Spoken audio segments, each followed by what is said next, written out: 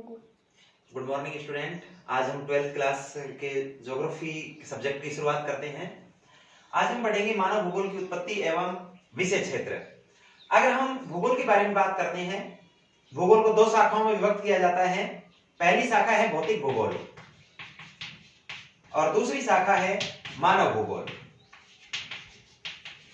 अगर हम बात करें भौतिक भूगोल की, इसमें भौतिक पर्यावरण के बारे में अध्ययन किया जाता है।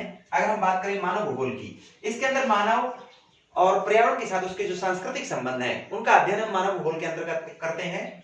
अगर हम मानव भूगोल के विकास की बात करते हैं तो मानव भूगोल का विकास जो है वो 18वीं शताब्दी में हुआ। अगर मानव भूगोल के विकास की श्रेय की अगर हम बात करें तो इसके विकास का श्रेय जो है वो फ्रेडरिक रैटजेल को जाता है। फ्रेडरिक रैटजेल ने एक पुस्तक लिखी, बहुत इंपॉर्टेंट पुस्तक है, एंथ्रोपोजियोग्राफी जो पुस्तक है, इसके अंदर फ्रेडरिक रैटजेल ने मानव भूगोल के विकास के बारे में बताया और पहली बार मानव विकास की जो परिभाषा है एंथ्रोपोजियोग्राफी में फ्रेडरिक रैटजेल द्वारा दी गई। फ्रेडरिक रैटजेल ने जो मानव भूगोल की परिभाषा दी उसमें उन्होंने बताया कि मानव समाज व धरातल के बीच, मानव समाज व धरातल के बीच जो संबंध हैं उन संबंधों का संश्लेषित अध्ययन ही मानव भूगोल है।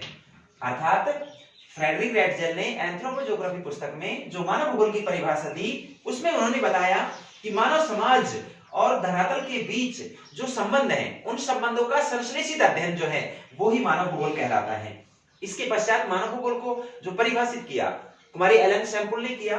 कुमारी एलन शैम्पूल ने जो मानव भूगोल की परिभाषा दी उसके अंदर उन्होंने मानव को चंचल प्रकृति का माना। सैंपल के अनुसार जो परिभाषा रही उसमें उन्होंने बताया कि चंचल मानव व अस्थायी धरातल, चंचल मानव और अस्थायी धरातल के बीच जो संबंध हैं उन संबंधों का गत्यात्मक अध्ययन जो है वो मानव भूगोल कहलाता है। इस तरीके से मानव भूगोल को परिभाषित किया गया। अगर हम मानव भूगोल की विचारधारा के बारे में बात करें, मानव भूगोल के अंदर 3 प्रकार की विचारधाराएं मुख्य रूप से पनपी। 18वीं शताब्दी में मानव भूगोल का विकास हुआ। सबसे पहले जो विचारधारा पनपी उस विचारधारा को हम बोलते हैं नियतिवाद। नियतिवाद विचारधारा जो है उसके मुख्य अगर समर्थक की बात करें हम रैटजेल, एलन शैम्पूल, हंटिंगटन, कार्ल सावर प्रमुख इसके समर्थक थे। नियतिवाद को इन सभी विद्वानों ने जो परिभाषित किया, इस विचारधारा का जर्मनी में विकास हुआ, इसलिए इसे जर्मन विचारधारा के नाम से भी जाना जाता है। नियतिवाद को जो उन्होंने परिभाषित किया उसके अनुसार इन सभी विद्वानों ने बताया कि मानवीय क्रियाएं जो है प्राकृतिक क्रियाओं के सामने बिल्कुल नगण्य है। अर्थात प्रकृति जो है वो शक्तिशाली है। प्रकृति जिस तरीके से मानव को जीवन यापन करने के लिए कहेगी उसी अनुसार मानव को अपना जीवन यापन करना पड़ेगा। अर्थात मानवीय क्रियाओं को बिल्कुल गौण माना गया। धीरे धीरे इस विचारधारा का खंडन किया गया और इस विचारधारा का खंडन जो है वो संभववाद के रूप में हुआ। संभववाद जो विचारधारा है वो विडाल डी ला ब्लास ने विकसित की।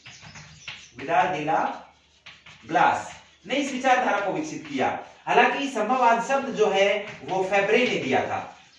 विडाल डी ला ब्लास ने इस विचारधारा को विकसित किया। ये विचारधारा जो है वो फ्रांस में विकसित हुई, इसलिए इस विचारधारा को हम फ्रांसीसी विचारधारा के नाम से भी जानते हैं। इस विचारधारा के अनुसार ये विचारधारा नियतिवाद के बिल्कुल विपरीत थी। इस विचारधारा में ये बताया गया कि मानवीय क्रियाएं जो हैं वो प्राकृतिक क्रियाओं की तुलना में कहीं अधिक शक्तिशाली हैं। अगर मानव चाहे तो प्राकृतिक क्रियाओं पर, प्राकृतिक शक्तियों पर नियंत्रण स्थापित कर सकता है। प्रकृति द्वारा दी गई बाधाओं को मानव अपने मानसिक शक्ति एवं अपने विवेक के आधार पर उन क्रियाओं पर नियंत्रण पा सकता है, उनको पार कर सकता है। अर्थात इसमें प्राकृतिक क्रियाओं की तुलना में मानवीय क्रियाओं को अधिक शक्तिशाली माना गया।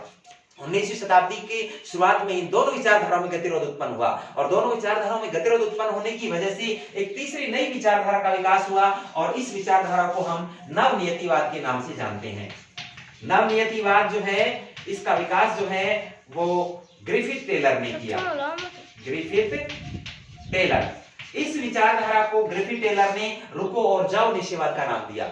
उन्होंने बताया कि प्रकृति जो है वो यातायात नियंत्रक की तरह मानव के लिए कार्य करती है, और ऐसे में जब प्रकृति मानव को विकास कार्य करने के लिए कहे तो मानव को विकास कार्य में आगे बढ़ना चाहिए। प्रकृति जिस समय मानव को अपने विकास कार्यों को सीमित करने के लिए बोले, प्रकृति को मानव को अपने कार्यों को सीमित कर लेना चाहिए। अर्थात इन्होंने यातायात नियंत्रक के माध्यम से इस विचारधारा को ग्रिफिथ टेलर ने समझाया, और इस विचारधारा के अनुसार मानव जो है ना अधिक शक्तिशाली है, ना ही प्राकृतिक शक्तियां अधिक शक्तिशाली हैं, बल्कि दोनों जो है एक दूसरे के सामंजस्य और तालमेल के साथ अगर कार्य करें, उचित समय अनुसार अगर कार्य करें तो दोनों का उसमें हित है। ये तीनों विचारधाराएं जो है मानव भूगोल की मुख्य विचारधाराओं के अंतर्गत आती हैं। तो इन तीनों विचारधाराओं में पहली विचारधारा मैंने आपको बताई नियतिवाद, दूसरी विचारधारा मैंने आपको बताई संभववाद, और तीसरी विचारधारा मैंने आपको बताई नवनियतिवाद। इन तीनों विचारधाराओं का विकास जो है वो मानव भूगोल में 18वीं शताब्दी से लेकर 19वीं शताब्दी के उत्तरार्ध तक इनका विकास जो है वो विशेष रूप से मानव भूगोल के क्षेत्र में हुआ। इससे आगे अगली क्लास में